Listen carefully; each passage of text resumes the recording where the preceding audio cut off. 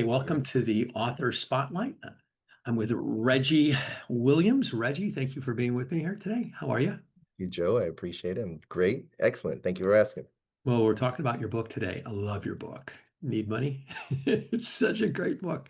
And you got some questions to ask. And the people who are watching right now are homeowners who are thinking about what's next. Where, Mhm. where do we go from here? Do we buy investment property? Do we take our equity out and do something for college funds? They're thinking, is it time to move up? Do I help our kids get into a home? Like there's so much going on right now in the world right now. And the one thing that a lot of people do have is a bucket of equity. And then there's kids that have low down payments, but they need some assistance. There's a lot going on in the whole financial world, and it seems like you can hold the key to another level. So I was just thinking when I was looking through your book last night and looking at chapter 3, you write about putting people before profit. I love that Mhm. thought. And about seeing a person behind the credit score and the story behind the application.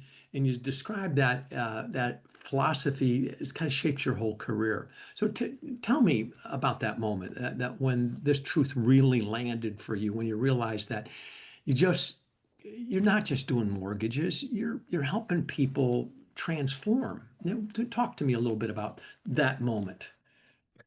So really I started in the mortgage industry when I was 18, was exposed to the mortgage industry and actually talks a little bit about that in the beginning of the book from my stepfather, Dustin Gold, who because my mom and my dad went through a divorce, was able to help my mom save her house from foreclosure. And really, as we watched when we were 14, 15, 16, how my mom's credit was redeemed, and she went from a really low credit score to an amazing credit, and was able to use that credit to help put her in the right trajectory and get her on track to affording a better house and better lifestyle, peace of mind, just understanding that credit is temporary. A bad credit score is temporary, and it can be redeemed really easy within 6 months if you do the right things. And some people don't understand credit because credit isn't taught to us in school. It's not a subject that anyone really knows the rhyme or reason. If you're exposed to it young enough, you understand that you use a card, you get a bill, you pay for it. You don't get the full grasp of this history that you're building follows you forever and ever. Amen. Mhm. But that doesn't mean that if you make mistakes, you can't recover and really come back for it. So I've listened to my clients' stories, I listen to my tribe members, my friends' stories, and help them really see the hope in understanding that credit is redeemable, and it gives them an opportunity to be hopeful and utilize our lessons learned. I always say we win or we learn, and sometimes learning costs. It's expensive.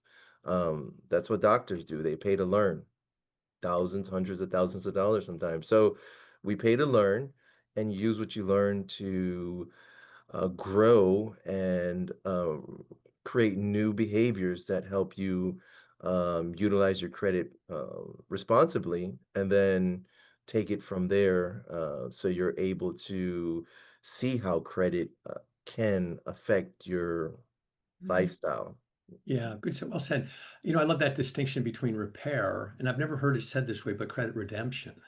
Like, it's like you're the minister of credit. Come in and redeem yourself. But that gives people hope, and hope is what we all want. It's like we want to have a bigger future, a better future, and if somebody can give us that hope, and you got that hope, and when you share that story about uh, Jane, was it Jane? Did I get that right? Uh-huh. Yeah, Mhm. yeah, okay, and it came uncertain, overwhelmed, really looking for hope, and how that experience kind of shifted your approach. And you say Mhm. it taught, and it's kind of taught you what you're saying right now is that power of belief, the power of empathy, the power of like partnering with somebody who has a bigger vision for you than you have for yourself. And I'd love to hear that story that opened you, how that opened you up, and how that revealed what people truly need when they come to you for help. Like they really need something more than just money. They need something bigger than that. What is that? And where did that come from? And honestly, it came from you, Joe. Mm, Been with Buyer for only for 20 years. 2005, I started. I remember my first main event, and I remember you called this guy up on stage, and he had dreadlocks, and you asked him about his why, 5, 6, and 7, and you took him through the process, and his why, and it was so impactful. I still remember it was he wanted to do better because his mom died, and she was looking down from heaven on him. Um, and he started tearing up and choked up and crying, and I said, at that time, I was in the business since '97, so about 7 years, right? 5, 8 years, mm, 7, 8 years, and I realized that we are not focusing on people's transactions, we're focusing on building lifelong legacies for clients, mm. and it takes somebody to take a few minutes to draw that out because 90% of our people don't sit down and analyze, why am I doing this? Why do I want a better life for my family? Why do I want a lasting legacy that will help my family have it easier? What drives me? How did I get here? And what do I want to do to make sure I don't return in this situation? So I realized very young that asking good questions, helping people assimilate with feelings of root behaviors and changing those behaviors are going to help them not only be good leaders of their family and their finances, but I still have this saying that I used to read every morning where you talk about, I just looked to see if I have it. We have a new office. We've been here about a year. I had it on my other desk that you Mm. talk about you're allow your light to shine so others can shine. I have it actually laminated. It's somewhere in my office. I don't have it but that's one of the things that inspired me to say, when my light shines, it gives others permissions to have their light shine and gives them the opportunity to know that, life can be a roller coaster ride. Yeah. Life can be full with turbulence.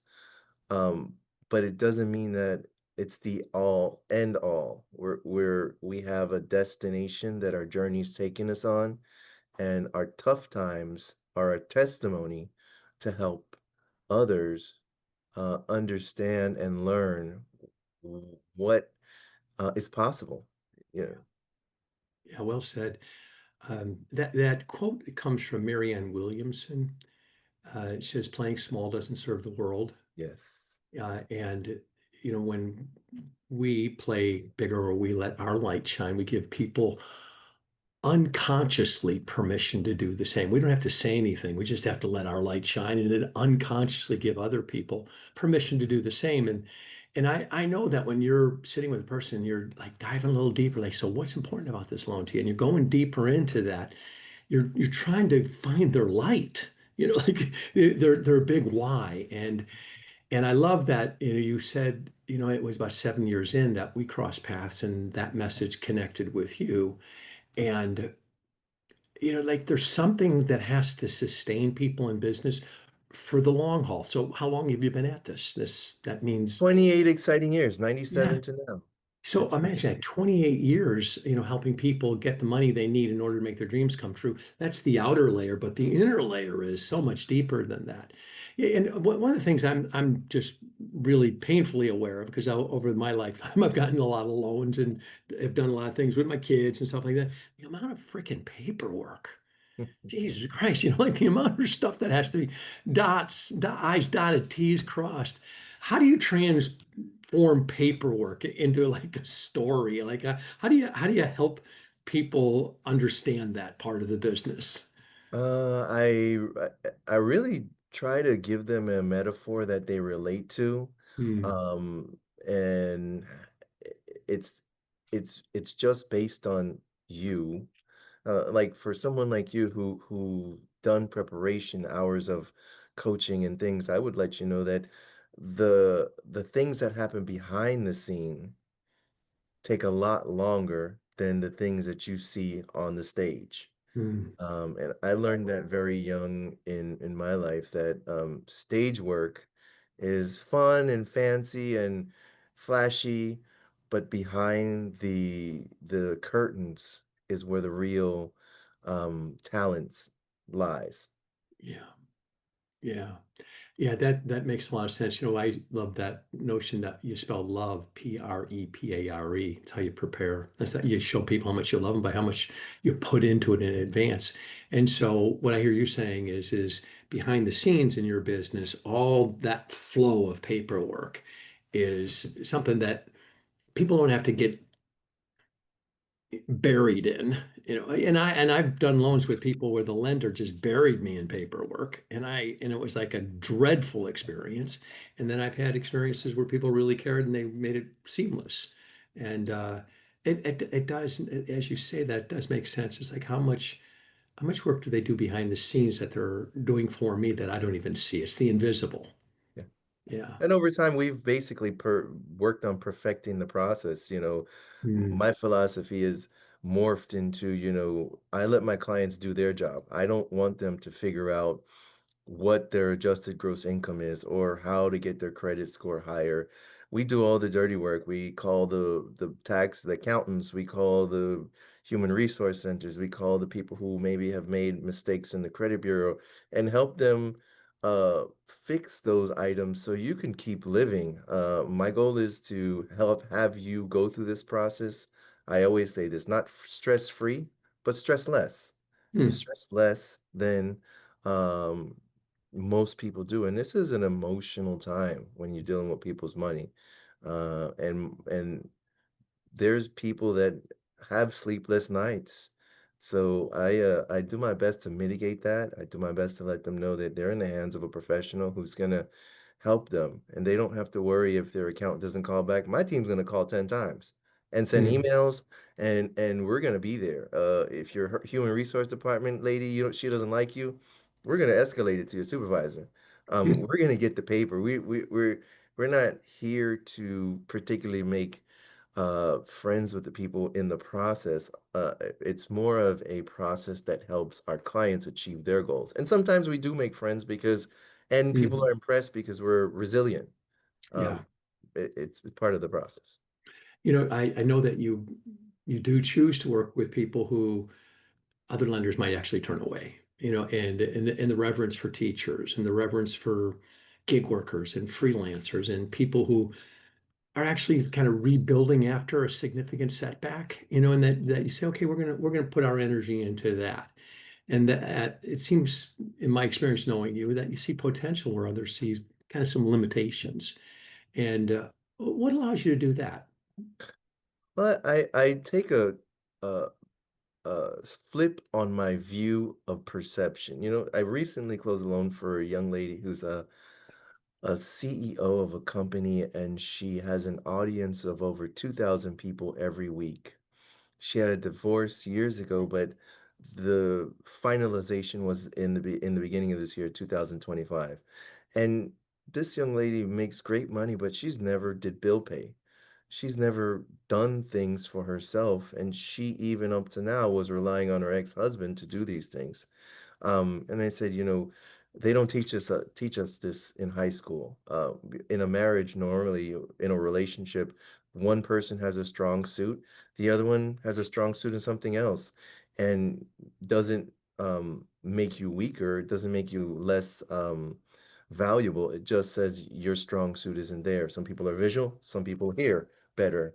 It just helps us understand. So I help the people understand that we're going to teach you whatever you need to know to survive. Mm, Um, and if you forget, call me. It's not just a transaction. Call me back. She's on my speed dial. If I see her call me, I know she's calling because she can't figure something out. And if I don't get back to her, somebody on my team is. And we're processing teams like this lady's a high earner. I can't believe, sometimes these people don't know these things. And I tell my processing team, we deal with this every day. This is our language. This is our comfort level, not everyone else's. So we have to have empathy. We have to have patience. And just like if I was teaching my 12-year-old how to build their credit and use it, I'm going to do that for everybody. Yeah, that's great. Uh, the uh, the distinction between closing and celebrating is something that we talk about in Buy Referral Only, and you make celebration a part of the process, and not just the end, but all along the way. You celebrate the approval, celebrate all the appraisal came in, celebrate hey, we got got a lower interest rate coming, like little milestones along the love, and I just love that rhythm to it all. So Yes. talk about that. Talk about your just that extended awareness around that this is a celebration process as much as it is trying to close the loan. And I always tell people that, this is compared to an emotional roller coaster. And, when we start the process, you're in line watching the roller coaster. But as we get on the ride, I'm up front. And I want to celebrate every moment so you could essentially take some of the stress and stress less. When people know that they're approved, their shoulders go down and they can sleep better. When people know that they have someone like us fighting for them, and even though we quoted them an interest rate, maybe 0.5% higher, we negotiated like pit bulls to get them a better rate. They love that. And I tell them, I really depend on you because I'm helping you and you're helping me. So I need you to tell everybody that we're celebrating. You got a better rate, a better payment.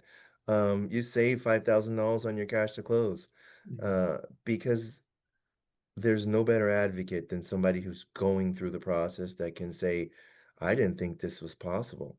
And Reggie called me 15 times over the 5 weeks, and he made my experience stress less. Now, and he also told me when it was time to eat the frog, to have those hard conversations that in the beginning he talked to me about eating the frog. And when you eat the frog early in the day, everything else tastes great. Um, so he was honest through the process and he made sure that I understood that they cared and that I wasn't just a number or a file. Beautiful. A couple other thoughts I want to make sure that your listener understands is that you don't work in a silo. You have a dream team around you, a team that is full of love, collaboration, family, partnership. You've really created a culture where uh, trust, where you trust, people got your back, and you know it, and that can show up. So, what does that look like? What does that feel like for you to have that kind of culture that you're working in? Well, I always talk to people about succession in their business. And we got our children involved in our business. My wife is a commercial real estate broker. And we got my son involved when he was about 16, um, helping him understand. He was her assistant for many years, understand the process. And my daughter was my assistant when she was 15. So she's able to work through and understand these things. So they're 25 and 23 now. Um, and they have years of experience, but they know that this is a relationship that we're building with clients. We're building a tribe, a family, and transactions are Mhm. what we're looking for. And we'd rather do what's right than what's right for us. Right for the client is better than right for us. So having a support like that, if I don't pick up the phone, they call my daughter, she talks to them. If there's a moment of explanation or a hard conversation, the team huddles around and says, "Let's have these hard conversations together." Not to scold anybody, but to say, "Hey, this is where we are, and we need to change some stuff to get you where you need to be." Uh, Mm, so beautiful. it's great, it's inspiring. Yeah. Um, and we have a great family dynamic. I have a couple processors that are remote, and they're like my family as well. We talk 3, 4, 5 times a day sometimes. Talk about files, talk about kids, talk about what we're doing for the holidays. I want everyone to know that we are human and we're building relationships to love one another and be a light that displaces darkness. Your legacy, what's it going to be? My legacy is that GoldLink really helped people make money while they sleep and transformed old cultural mindsets into mindsets that help others build good legacies for their family. Mm. You can see on the screen right now, I got a copy of Reggie's book. Reggie, they can go over to Amazon and get a copy. They can look at the phone number right on the book there, and they can call you and get a copy. Any other thoughts you want to say about the book, how to get that into their hands? Definitely, Amazon or call me.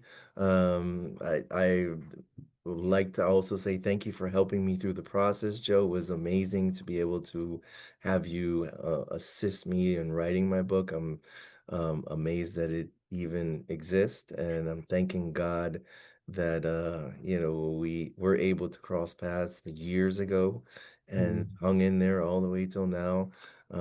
Just know that life is a journey, and mm, I talk about the headlight experience in my book, where we're driving at night, we trust the headlights only to see 100 feet of in front of us, and we get 100 feet forward, and we see another 100 feet, and that's just like life. We don't really know what's happening because it's dark up there. And mm. if we can trust the process, trust God to know that He's taken us to our destination and enjoy the journey, we're on the path to what we're purposely made for. Yeah, I love that. Martin Luther said, we don't have to see the whole staircase, just the next step.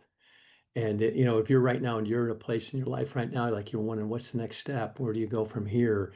What do you do with the home that you have, or what do you do if you're renting right now, or if you have a friend that you really would love to see him own a home, or to use the money to create some more wealth in their life. Like Reggie said, how can you find yourself in a position where your money's working for you? You're not always working for it. Let Reggie be that man that will turn on those lights, those financial lights for you. Hey, Reg, thanks for being on the Author Spotlight. I'm Joe Stump. That's Reggie Williams, and have an amazing day. Thanks, God Reggie. bless. Bye bye.